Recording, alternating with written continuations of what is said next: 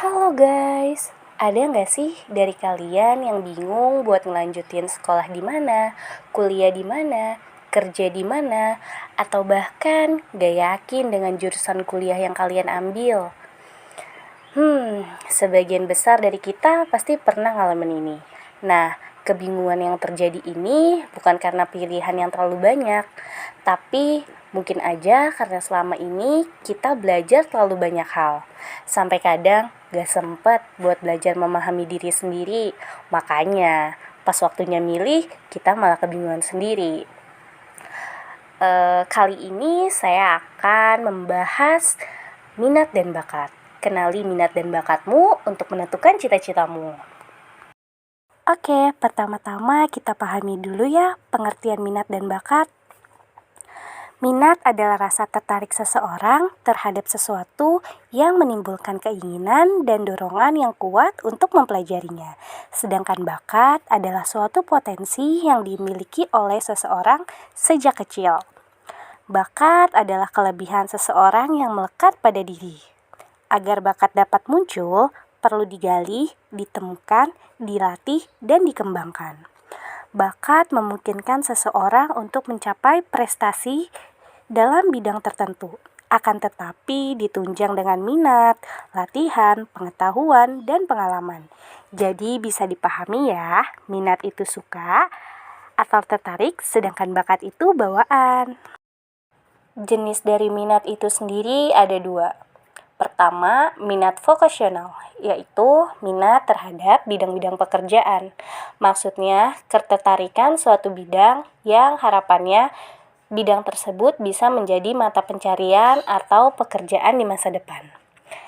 Minat vokasional terbagi menjadi tiga. Pertama, minat profesional. Misalnya, di antara kalian ada yang ingin jadi dokter, maka jurusan yang kalian ambil adalah kedokteran. Yang kedua, minat komersial, yaitu ketertarikan kalian terhadap usaha atau jual beli, mendapatkan penghasilan dengan berwirausaha. Yang ketiga, ada minat kegiatan fisik.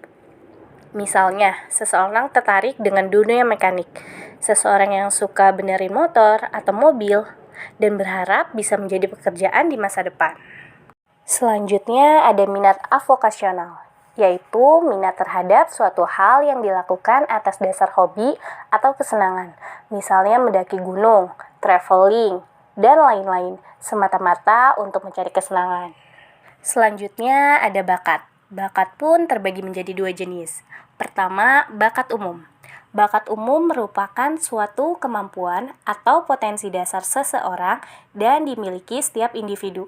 Misalnya seperti mampu berjalan, berbicara, menulis, membaca, dan sebagainya. Itu adalah bakat loh, jadi bersyukur ya. Selanjutnya, bakat khusus. Bakat khusus merupakan kemampuan atau potensi khusus yang hanya dimiliki oleh orang-orang tertentu saja. Artinya, tidak semua orang memiliki keahlian yang sama seperti itu. Nah, contohnya seperti bakat seni, entah itu di teater, musik, gambar, dan lain-lain. Nah, pasti dari kalian banyak yang bertanya-tanya kan, gimana sih cara mengetahui minat dan bakat? Cara mengetahui minat dan bakat ada dua cara. Pertama, secara mandiri. Pertama adalah menganalisis diri sendiri. Apa sih kelebihan aku? Apa yang orang lain gak bisa dan aku bisa? Kegiatan apa yang aku suka dan aku bisa? Aku ingin seperti apa? Yang kedua adalah melihat 3 mata pelajaran yang nilainya tinggi. Selanjutnya melalui perantara. Yang pertama, bertanya pada orang terdekat, seperti teman, keluarga, ataupun berkonsultasi dengan guru BK. Yang kedua, mengikuti tes minat bakat ke psikolog. Selanjutnya, ada faktor-faktor yang mempengaruhi minat dan bakat, yang terdiri dari dua faktor. Yang pertama, faktor internal.